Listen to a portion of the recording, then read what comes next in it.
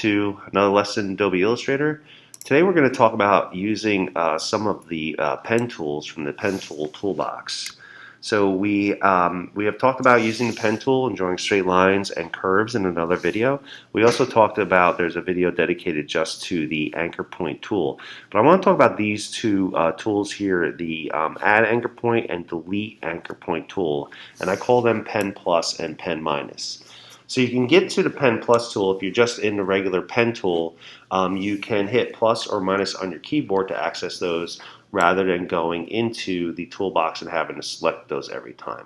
And the add anchor point tool doesn't work if you want to draw a new shape. Like if I click out here where there's nothing going on, you can't create something with the pen plus tool. You have to work with something that is created already. So I have these shapes on my screen. I'll zoom in a little bit. And if I click on the edge of this, you can barely see this. It will add a anchor point to it. In fact, I'm going to change this color here so it's a little more contrasty with the colors. So when you click, you can see these little blue dots appear, and that means you're adding points to this line. Now, I haven't moved these yet, so it doesn't really mean anything until you get your direct selection tool, and you can now move these and you can begin to create different shapes because you've added points to the edge of a path. Okay, so adding points,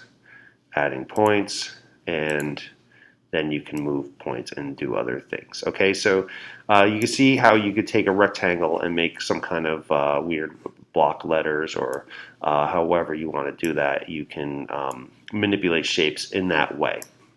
Pen minus works the opposite way. So if I hit pen minus, it gets rid of the anchor point. But if you picture this as like each anchor point is like a nail into a board, and you're looking at this from above and there's like a rubber band stretched around it, when you pull out that nail, the rubber band will snap to the next nail. And that's kind of the way I look at this. If you're not deleting the points, because if, I'm going to undo this a little bit, if you took your direct selection tool and selected a point and hit delete, you are getting rid of that point, but you're breaking the path that surrounds the object. So right now there is no path from here to this point because I deleted that middle point. So now I have an open shape. It's not closed anymore. So there's going to be no stroke along this edge. All right, if I make the stroke bigger, you can illustrate that a little better. And it's filling automatically from the last 2 points, but I've lost a stroke there. So you would have to go back in with the pen tool now and redraw that by clicking on the shapes, and then you can create new anchor points and redraw that.